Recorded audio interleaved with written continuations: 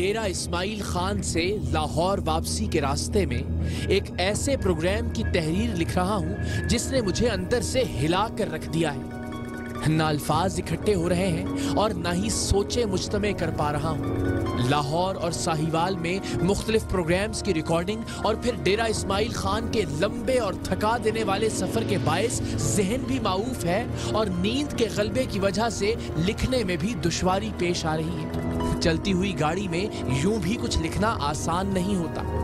راستوں کی ناہمواری کے باعث قلم ایک جگہ پر مرکوز ہو ہی نہیں پاتا، اور آج تو محض قلم نہیں، سوچیں بھی کسی ایک نقطے پر مرکوز نہیں ہو پا رہی، کیونکہ ڈیرہ اسماعیل خان میں جو دیکھا ہے اس نے میرے دیکھنے اور سوچنے کے تمام زاویوں کو بدل کر رکھ دیا ہے۔ سریام کے اب تک کے 6 برسوں میں ایسا شاید پہلی بار ہوا ہے کہ میں نے سامنے والے شخص کے جرائم کے تمام ثبوت ہوتے ہوئے خود کو مجرم محسوس کیا ہے۔ وہ ندامت اور شرمندگی جو سامنے والے کے چہرے پر نظر آنی چاہیے تھی، اسے میں نے اپنے اندر محسوس کیا ہے۔ پاکستان کی مشہور و معروف سرکاری یونیورسٹی اور خیبر پختونخوا کی بڑی یونیورسٹیز میں سے ایک گومل یونیورسٹی ہوس پرستوں کے ہاتھوں محض ایک مذاق بن کر رہ گئی ہے۔ حالیہ برسوں میں طالبات اور خواتین اساتذہ کو جنسی طور پر ہراساں کیے جانے کے ان گنت واقعات رپورٹ ہوئے ہیں۔ متعدد افراد کو نوکری سے ہاتھ بھی دھونے پڑے ہیں، لیکن یونیورسٹی طالبات کے استحصال کا یہ سلسلہ رک نہیں سکا۔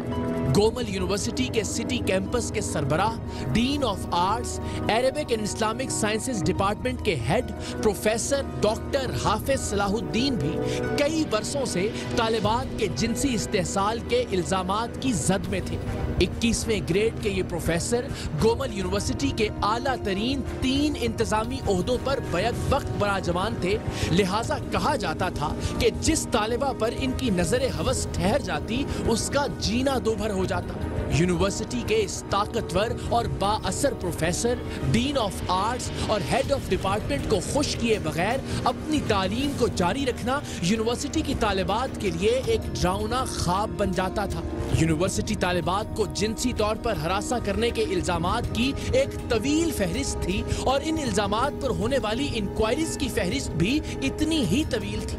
لیکن ہر انکوائری میں گومل یونیورسٹی سٹی کیمپس کے 21ویں گریڈ کے سربراہ، ڈین آف آرٹس، عربی اور اسلامی سائنسز کے شعبے کے سربراہ پروفیسر ڈاکٹر حافظ صلاح الدین بے قصور ثابت ہو جاتے تھے۔ شکایات بڑھنے لگیں تو گومل یونیورسٹی کے چانسلر گورنر کے پی کے شاہ فرمان نے ایک فرمان جاری کیا کہ پروفیسر صاحب کے خلاف طالبات کو مجبور کر کے ان کا جنسی استحصال کرنے کی شکایات اتنے تواتر سے آ رہی ہیں کہ انہیں ہر اس معاملے سے دور رکھا جائے جس میں طالبات یا خواتین اساتذہ کا ان سے واسطہ پڑنے کا امکان ہو، اور یہ بھی کہ انہیں فی الحال کوئی انتظامی عہدہ نہ دیا جائے۔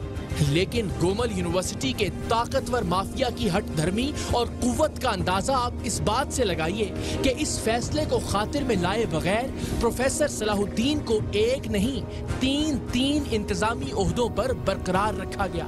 اور یوں طالبات کی تعلیم، ان کا مستقبل، ان کا کریئر ختم کروانے کی دھمکی دے کر انہیں فیل کروانے، ان کے مقالہ جات کو ردی کی ٹوکری کی نظر کرنے سے ڈرا کر گومل یونیورسٹی کا یہ سینئر ترین پروفیسر اور اعلیٰ ترین عہدیدار مجبور طالبات کے ساتھ جنسی کھلواڑ کرتا رہا۔ یہ اس قدر اثر و رسوخ حاصل کر چکا تھا اور اتنا طاقتور ہو گیا تھا کہ اب اسے کسی کی پرواہ نہیں تھی۔ اب یہ طالبات اور خواتین اساتذہ کی جسمانی بے حرمتی بغیر کسی ڈر اور خوف کے کرنے لگا تھا۔ کوئی انکوائری اس کا کچھ نہیں بگاڑ سکی تھی، کوئی نوٹیفیکیشن اس کا بال بیکا نہیں کر سکا تھا۔ اب اسے کسی آرڈر کا کوئی ڈر نہیں تھا، اور بس یہی وہ وقت ہوتا ہے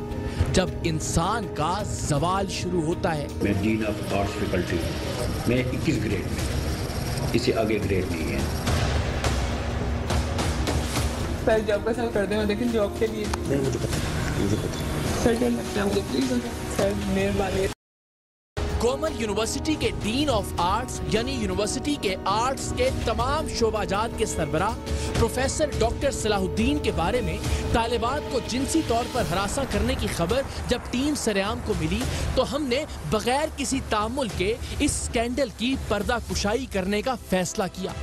پاکستان کی ایک بڑی یونیورسٹی میں 21ویں گریڈ کا پروفیسر جو وائس چانسلر کے بعد دوسرے اہم ترین عہدے پر فائز ہے، جو یونیورسٹی کے ایک پورے کیمپس کا سربراہ ہے، جو اسلامک سائنسز جیسے مقدس ڈپارٹمنٹ کا ہیڈ ہے، اگر وہ واقعی طالبات کو جنسی طور پر ہراساں کرنے میں ملوث ہے تو یہ ایک بڑی خبر ہو سکتی تھی۔ سو ہم نے پوری جان لگا کر ان الزامات کی حقیقت تک پہنچنے کی ٹھانی، لیکن جب پروفیسر صلاح الدین کی تصاویر ہم تک پہنچی تو ہم تھٹکے۔ ایک جانب تو تاریخی اور عظیم گومل یونیورسٹی کے اعلیٰ ترین عہدے اور مناصب، اور اس کے ساتھ ایسا حلیہ کہ کوئی بھی محض انہیں دیکھ کر ان کی شرافت اور پاک بازی کی قسم کھا لے، لہجہ ایسا کہ کوئی بھی بغیر تحقیق اور ثبوت ان کی بات پر یقین کر لے، عمر کا وہ حصہ کہ الزام لگانے والا خود شرمسار ہو جائے اور دیکھنے والا بے ساختہ کہے کہ شرم کرو، تمہارے باپ کی عمر کے ہیں۔ ایک بڑی خبر کے حصول اور یونیورسٹی طالبات کو جنسی استحصال سے نجات دلانے کی اس متوقع مہم کی آدھی ایکسائٹمنٹ پروفیسر صلاح الدین کی تصاویر دیکھ کر غائب ہو گئی۔ دل کے کسی کونے میں یہ یقین جاگزیں ہو گیا کہ اس معاملے میں سے نکلنا کچھ نہیں۔ بیچارے پروفیسر گومل یونیورسٹی کی اندرونی سیاست کا شکار بنے ہوئے ہیں، اسی لیے ان پر یہ بےہودہ الزامات عائد کیے جا رہے ہیں، ورنہ کہاں پروفیسر ڈاکٹر حافظ صلاح الدین کا عہدہ، ان کا رتبہ اور ان کا حلیہ، اور کہاں طالبات کو جنسی طور پر ہراساں کرنے کے گھٹیا ترین الزامات۔ بادل نخواستہ ہم نے Gomal university Dera Ismail Khan city campus کے سربراہ کے پاس اپنی ایک نمائندہ کو بھیجا، اس یقین کے ساتھ کہ ہم اپنے وقت اور وسائل کا ضیاع کر رہے ہیں۔ یونیورسٹی کی ایک طالبہ جس کے بقول اسے پروفیسر صلاح الدین کی جانب سے فیل کرنے کی دھمکی دے کر جنسی طور پر ہراساں کیا گیا تھا، ہماری نمائندہ اس طالبہ کے ریفرنس سے گومل یونیورسٹی کے ڈین آف آرٹس اور ڈپارٹمنٹ آف اسلامک سائنسز کے سربراہ سے یونیورسٹی میں موجود ان کے دفتر میں ملی، یہ کہہ کر کہ وہ اسلام آباد سے اپنے بھائیوں سے تنگ ہو کر یہاں ڈیرہ اسماعیل خان میں اپنی خالہ اور کزن کے پاس آ گئی ہے اور اسے نوکری چاہیے۔ یاد رہے کہ پروفیسر صاحب کے جنسی استحصال کا نشانہ بننے والی لڑکی انہیں اپنی فرضی کزن کے آنے کا میسج پہلے ہی کر چکی تھی، سو پروفیسر صاحب اس پر کسی طرح کا کوئی شک نہیں کر رہے تھے۔ اپنی نمائندہ کو پروفیسر صلاح الدین کے پاس بھیجنے سے پہلے ہم نے بھرپور کوشش کی کہ ان صاحب کے جنسی عتاب کا نشانہ بننے کے الزامات لگانے والی یونیورسٹی ہی کی کوئی طالبہ رضاکارانہ طور پر پروفیسر صاحب کی خفیہ ریکارڈنگ کرے، کیونکہ الزامات طالبات سے متعلق تھے۔ لیکن حال ہی میں یونیورسٹی کے ایک اور عہدیدار کے خلاف جنسی طور پر ہراساں کیے جانے کی شکایت کرنے والی ایک طالبہ کو اس کے اپنے ہی شوہر نے قتل کر دیا تھا، سو کوئی بھی متاثرہ لڑکی اس معاملے میں سامنے آنے یا ٹیم سرعام کے لیے خفیہ ریکارڈنگ کرنے کا خطرہ مول لینے کو تیار نہیں تھی۔